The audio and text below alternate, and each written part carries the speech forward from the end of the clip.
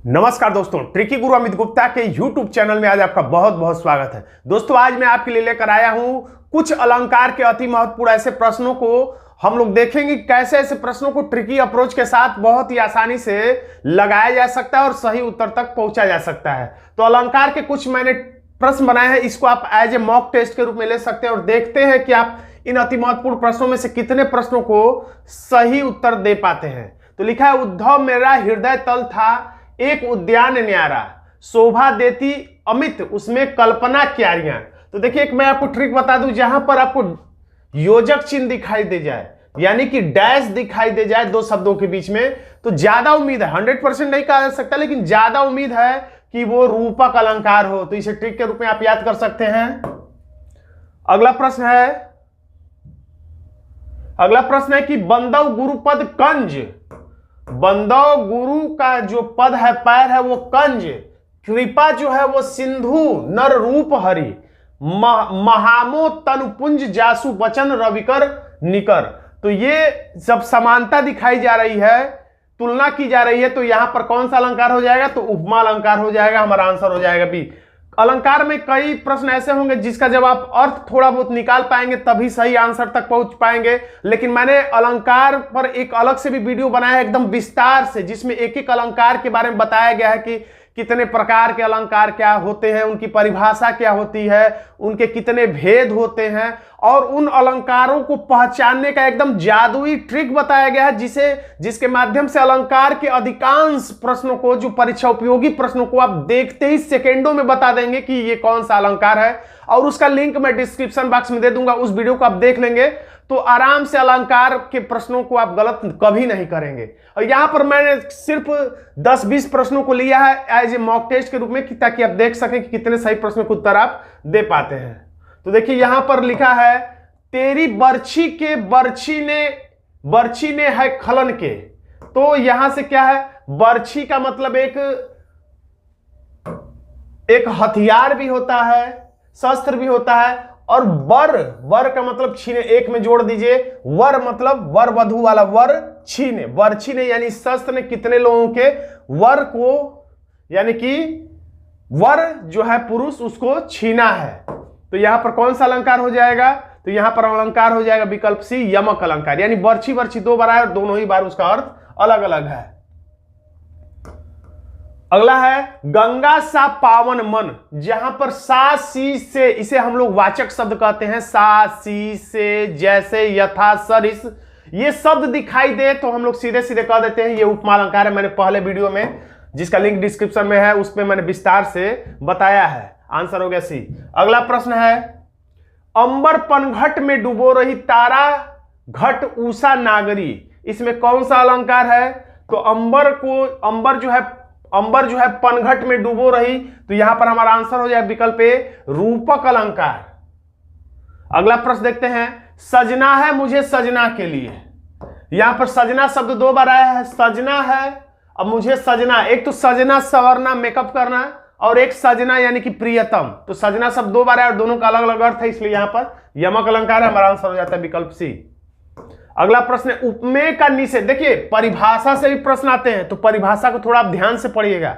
परिभाषा देकर पूछ देगा कि ये किस अलंकार की परिभाषा है, या अलंकार देकर पूछ देगा किस अलंकार की परिभाषा चारों विकल्पों में से कौन है। यानी परिभाषाओं से भी प्रश्न पूछे जाते हैं, तो थोड़ा अलर्ट होकर परिभाषा पढ़िएगा। उपमेय का निषेध करते हुए जहां उपमान की स्थापना की जाए, तो वहां पर होता है अपनहंती अलंकार। हमारा आंसर हो जाता है विकल्प डी।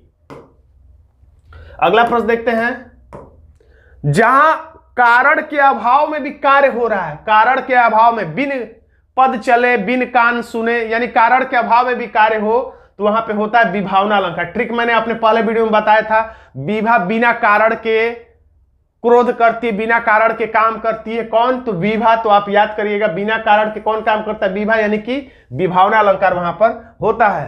हमारा आंसर हो गया ए। अगला प्रश्न है, काव्य शोभाकरान धर्मान अलंकारन प्रचक्षते, ये परिभाषा किसने दी है? तो हमारे इसको आंसर आप रट लीजिएगा, केवल एक अक्षर, दो शब्द रट लीजिए, काव्य शोभाकरण, जो ही आएगा तो आप दंडी को टिक कर दीजिएगा।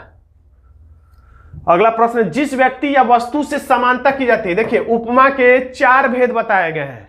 उन 4 भेदों में से उपमेय, उपमान, वाचक शब्द, साधारण धर्म, तो इसमें सबकी अलग अलग परिभाषा पहले वीडियो में मैंने बताया था। तो यहां पर खैर जो पूछा जा रहा है, जिस व्यक्ति या वस्तु से, यानी जिस बड़े प्रसिद्ध व्यक्ति या वस्तु से समानता की जाती है उसको कहा जाता है उपमान। बड़े व्यक्ति यानी कि रमेश सचिन तेंदुलकर जैसा खेलता है तो सचिन तेंदुलकर बड़ा है, इसलिए हो गया उपमान।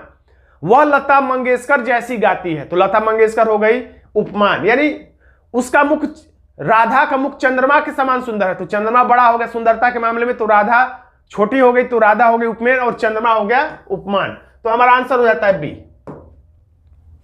अगला प्रश्न, भ्रांतिमान अलंकार का उदाहरण निम्न में से कौन सा है। देखिए प्रश्न उल्टा करके पूछ रहा है। तो नाक की मोती, जो ही मोती शब्द आ जाए, और थोड़ा सा इसको भी पढ़ लीजिए, बी दंडिम का, और लिख भी दिया भ्रांति हो गया। नाक की मोती से किसी को भ्रांति हो जा रहा है तो भ्रांति लिख भी दिया, और मोती देखते ही आप समझिएगा भ्रांतिमान अलंकार यहां पर होगा। अति काटू वचन कहती के मानहु, तो जो ही आएगा मानहु, जानहु, जनू, मनु, जानहु, मानो, जानो, मानो, ये शब्द जो ही आए तो किसी को जान मान दिया जाता है। कैसे? तो उठकर, उठकर का मतलब उत, उत या उत, तो उत है किसमें? उत्प्रेक्षा अलंकार में। जान मान कैसे दिया जाता है? उठकर, यानी हमारा यहां पर आंसर हो गया उत्प्रेक्षा अलंकार, आंसर हो गया डी। यह देखिए अरविंद से, यह देखिए अरविंद से शिशुवृंद कैसे सो रहा है, यानी अरविंद का मतलब कमल होता है, यानी कि शिशु की तुलना किससे की गई है? अरविंद से। अरविंद कोमलता के मामले में बड़े हैं तो सासी से दिख जाए तो ये कुल मिलाकर उपमा अलंकार है, लेकिन उपमा अलंकार में भी पूछ रहा अरविंद क्या है। तो देखिए कोमलता के मामले में कोई बच्चा कितना हो भी, शिशु कितना हो भी कोमल होगा, लेकिन वो कमल जितना कोमल नहीं होगा फिर भी। तो बड़ा कौन है? अरविंद। अरविंद मतलब कमल, कमल कोमलता के मामले में बड़ा है, इसलिए वो क्या होगा? उपमान। जिसका मान सम्मान होता है, जो बड़ा होता है वही उपमान होता है। हमारा आंसर हो जाएगा विकल्प बी। हमारा आंसर हो गया बी उपमा। अपमान लिख दिया गलती से, ध्यान दीजिएगा यहां पे, मैंने अब ध्यान दिया, ये उपमान होगा, ऊ होगा यहां पे। प्रश्न में क्या लिखा है? प्रश्न में भी अपमान लिखा है तो अपमान खैर नहीं होगा, यहां पे आप उपमान इसको पढ़िएगा, एडिटर ने गड़बड़ी कर दी है यहां पे। उपमान।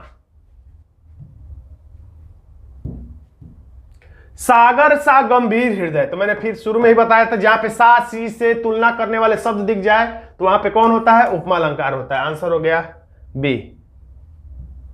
जहां किसी बात को किसी और पर डालकर कही जाए वहां पे कौन सा अलंकार होता है? जहां किसी बात को किसी अन्य के माध्यम से, अन्य शब्द, किसी बात को किसी अन्य पे डाल के या किसी अन्य के माध्यम से अन्य शब्द आ गया, यानी हमारा आंसर हो गया डी, अन्योक्ति अलंकार। तो दोस्तों आज का छोटा सा वीडियो आपको कैसा लगा कमेंट बॉक्स में जरूर लिखिएगा। वीडियो अच्छा लगा तो वीडियो को लाइक कर दीजिएगा, इसे अपने दोस्तों में शेयर कर दीजिएगा। चैनल पर नए हैं और चैनल को सब्सक्राइब नहीं किया है तो चैनल को सब्सक्राइब जरूर कर लीजिएगा। मिलते हैं नेक्स्ट वीडियो में, तब तक के लिए आपको बहुत बहुत धन्यवाद।